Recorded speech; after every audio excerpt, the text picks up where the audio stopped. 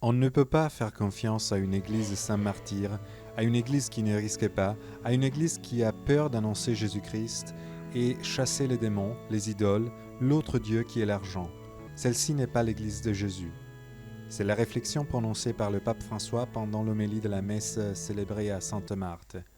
En partant du chapitre 16 du livre des Actes des Apôtres, le pontife a mis en garde face au risque d'avoir une église où tout procède sans problème, parce que c'est une église tiède, organisée, où on fait du business.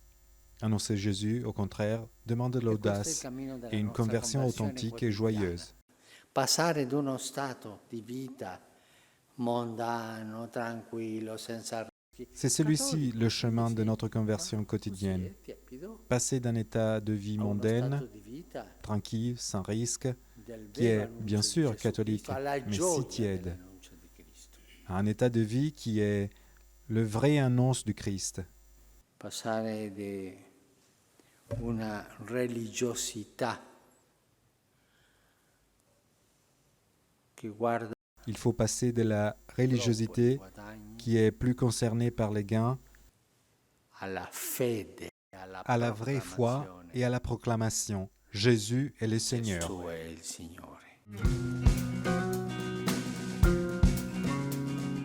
Marchons avec le Christ en ayant comme référence 3 lieux spirituels décrits dans les évangiles, dans les actes des apôtres, dans lesquels il se manifeste et se révèle lui-même en fortifiant notre foi.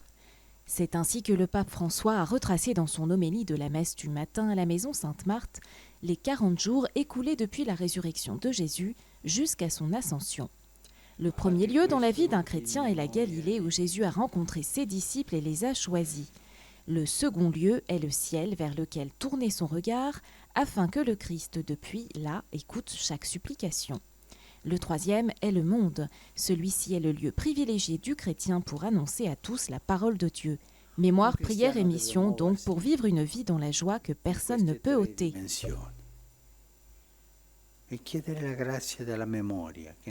Un chrétien doit se mouvoir dans 3 dimensions et demander la grâce de la mémoire.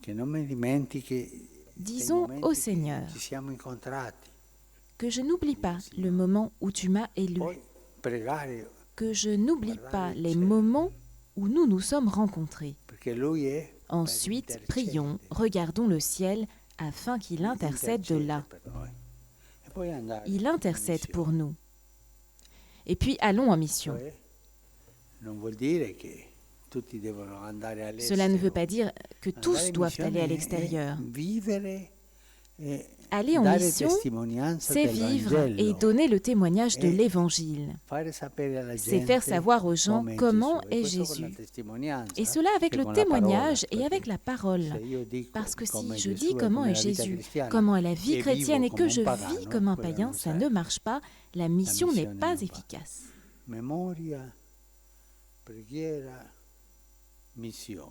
Mémoire, prière, mission.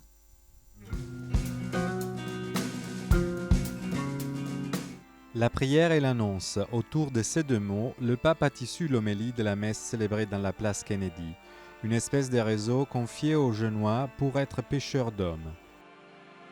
Il ne faut pas être parfait pour annoncer le Seigneur, a précisé le pontife dans l'homélie, mais il faut dépasser les fermetures, car l'Évangile ne peut pas être quelque chose de scellé. Le Seigneur n'apprécie pas le confort et il nous veut dehors. Il nous veut libérer de la tentation de nous contenter quand nous allons bien et nous gardons le contrôle sur tout. Le chrétien n'est pas un sprinter qui court vite ou bien un conquérant qui doit arriver avant les autres. Il est un marathonien de l'espérance, capable aussi de ne pas se plier à la logique du monde qui nous veut toujours dans l'urgence et qui nous écrase avec des tâches.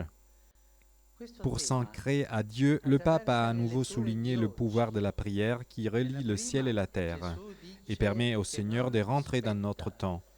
Ce n'est pas une façon pour être un peu plus en paix avec soi-même, mais une façon pour porter tous à Dieu.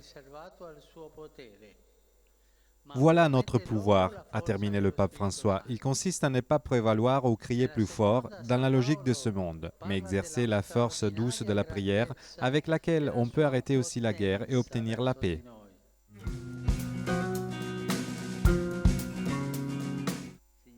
Ils ont le regard perdu dans le vide. Ils n'ont pas encore compris que le prodige auquel ils assistent, Jésus qui se détache de la terre et monte au ciel, ce n'est pas la fin, mais le commencement. À la fin de la prière du Regina Coeli, le pape François a expliqué que l'ascension marque le moment où la présence du Christ du monde fait l'objet de la médiation de ses disciples.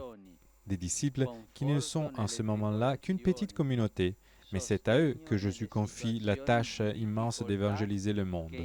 Cette promesse est accompagnée par l'assurance que le Christ restera avec tous les siens jusqu'à la fin du monde, en leur apportant force et soutien dans les difficultés de la mission. L'ascension nous rappelle cette assistance de Jésus et de son Esprit, qui donne confiance à notre témoignage chrétien dans le monde. Il se dévoile car l'Église existe. La Chiesa esiste per annunciare il Vangelo. L'Église existe pour annoncer l'Évangile, seulement pour ça. Et aussi, la joie de l'Église, c'est l'annonce de l'Évangile.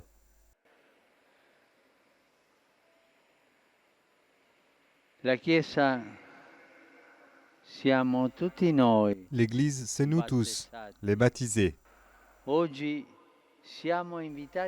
Aujourd'hui, nous sommes invités à comprendre mieux que Dieu nous a donné une grande dignité et la responsabilité de l'annoncer au monde, de le rendre accessible à l'humanité. Celle-ci est notre grande dignité. C'est le plus grand honneur pour chacun de nous, les baptisés. À la fin de la prière mariale, dans la journée des communications sociales, le pape a souhaité que l'information soit vraie et libre de préjugés. Pour conclure, il a exprimé sa solidarité aux salariés de Mediaset.